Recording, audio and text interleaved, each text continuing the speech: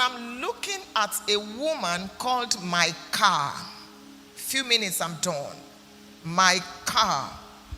In 1 Samuel chapter 19.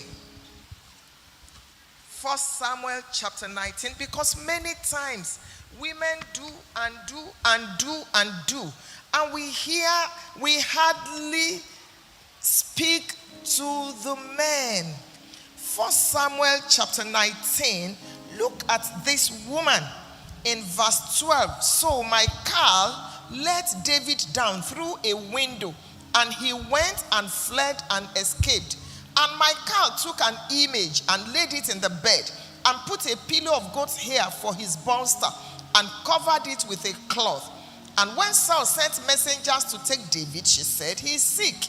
And Saul sent the messengers again to see David, saying, bring him up to me in the bed, that I may kill him or slay him. And when the messengers were coming, behold, there was an image in the bed, with a pillow of goat's hair for his bolster.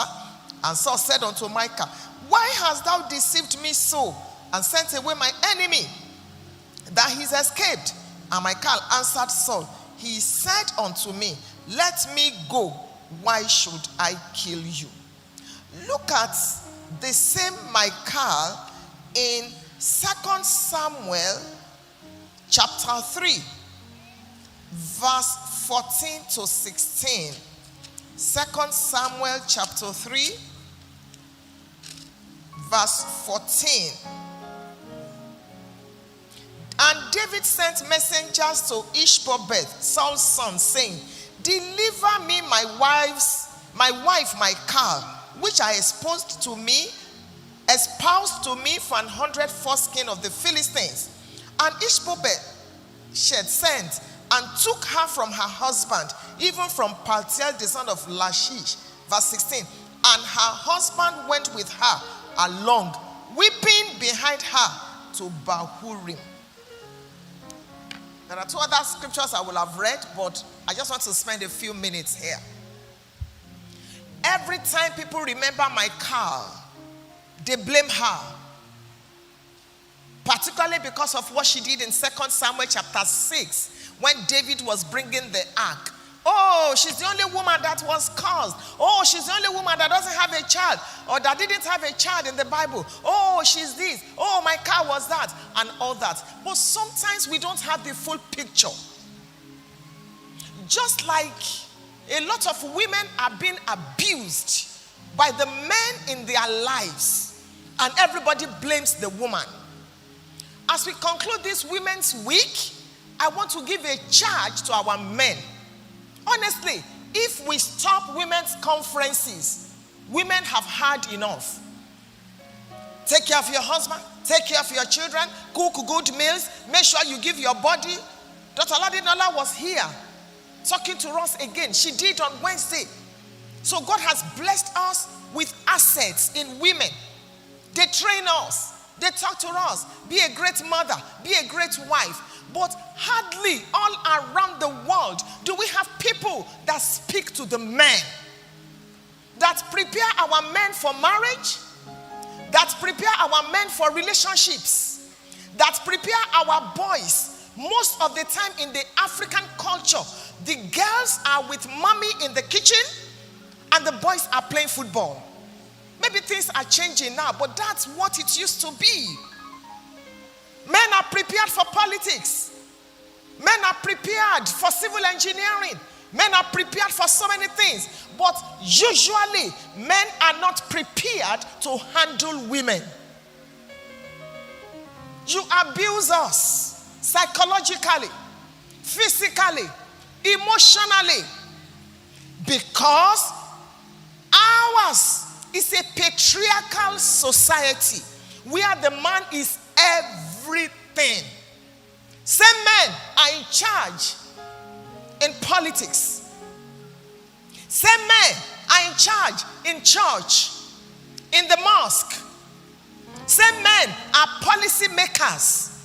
So they think about themselves first before thinking about the women. Michal was Saul's daughter. Her name means God is on my side. She was a princess. When David wanted to marry her, the father said, give me 100 foreskins of the Philistines. David looked at Michal and gave 200. To let you know that she was a value-adding lady. When David was running away from Saul, I just read out to you the impact of Michal. It was Michal that thought about letting David down through a window. It was Michal that thought about killing a goat and using the goat hair as a pillow. She was working against her father just to honor her husband. In fact, fast forward, at a point in her life, her father gave her to another husband. And then we see this same Michal. When David returned and David said, give me back my wife, the husband followed her. This woman is too good. You cannot take her. I'm going with her. That is the Michal that the Bible depicts. So why will she now turn and begin to make fun of David in 2 Samuel 6? I tried to study. That woman was in bitterness. She was there when David was nothing. David became a king, and the next thing David began to do was to acquire wives. David began to acquire wives. David had forgotten her. She didn't deal with forgiveness. She didn't deal with bitterness. She didn't deal with her past. And that made her to misbehave. It is so painful. I'm glad that the Bible did not just put where she misbehaved. The Bible also put the good things that she did. Some of you men are here. When you were nothing, your wife was there. When nobody will have touched you with the longest of poles, that woman was there selling kerosene, selling her jewelry, selling this one to help you. And maybe some of you will watch this tape later on Facebook, on social medias. When you were going abroad, it was this woman that put money together to help pay your school fees. Now you got abroad, you are married to another woman because of paper. And you keep lying that you don't have a wife at home, whereas you have a wife with 3 children. You think it's easy to raise kids? When last did you thank the ladies in your life? As a young man, when last did you thank your mother for all the melon, for all the gari, for how she labored when you had fever? Some of you are even married now and you have forgotten your mothers. When last, as a man, when last did you wake your wife up in the dead of the night to thank her for all that she has been over the years? You are so proud to say, meet my son. He's an engineer. Meet my son. He's a this. And any child that has a challenge in school, go and meet your mommy. You see what you have become? I told you, you spoiled these children. Really? Really, uncle? How many of you do school runs now? How many of you daddies do take home assignments? It is mommy that will pound the yam. It is mommy that will do the amala. It is mommy that will do the egusi. It is mommy that will still do assignments. It is mommy that will give them bath. It is mommy that will take them to bed in the night because you are watching Arsenal and Barca. It's a good place to clap for me.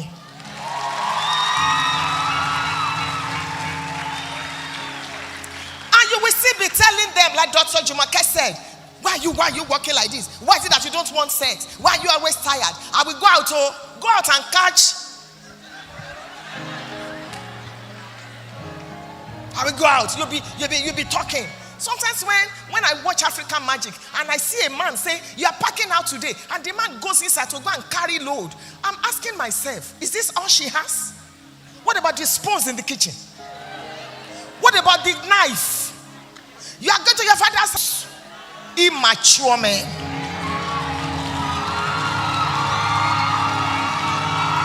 Very immature. You throw your wife's things out? That's not the next thing to do. I've been married to Bishop Adejumo 37 years.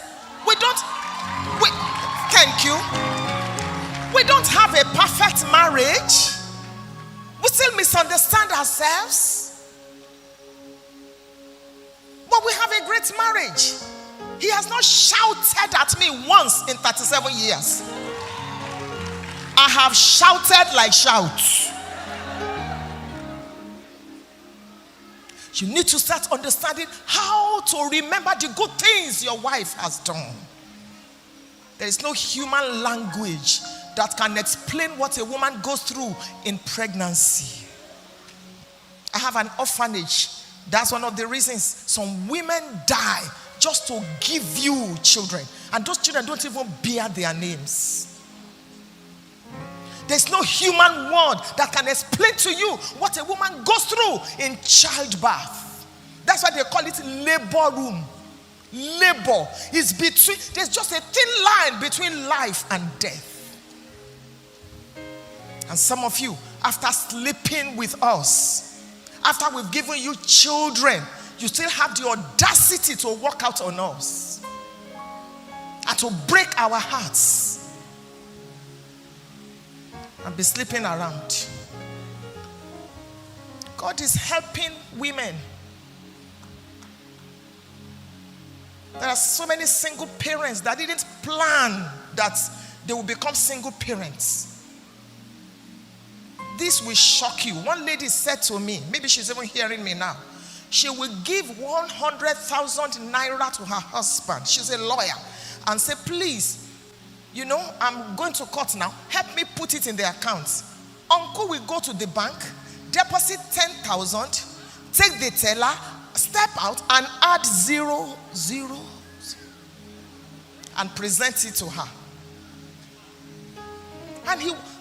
And so many other things. And he was the one that even disvirgined this lady. Today, the marriage is over because of abuse. Many women are in pains. One young man called me a few days ago and I said to him, I was in the US and so person told me how you consistently raped her. I said, God is going to judge you because you kept blackmailing her and telling her she must come back, she must come back, she must come back. There is a curse on your head if you don't go to apologize. He still called me yesterday. Why will you rape us? Why will you sleep with us and throw us out? And then we get pregnant, you continue with your schooling while we are nursing shame and guilt. Stop this. The voices of unborn babies are crying because of abortion. Nurture the ladies in your life. Stop preferring your boys to your girls. Help us to grow. One day, we will rise up to call you blessed, like we are calling Bishop Adejumo. What names have they not called my husband? Why will he allow his wife to sow? Why will he allow his wife to preach? Why will he allow his wife? Now they are copying him. Every day, history is being written. What shall be said about you? Go into marriage, make up your mind to make a mark as a man. Zip up. Stop sleeping around. Face your education. Help the women in your life. Tomorrow, history will be kind to you. God bless you.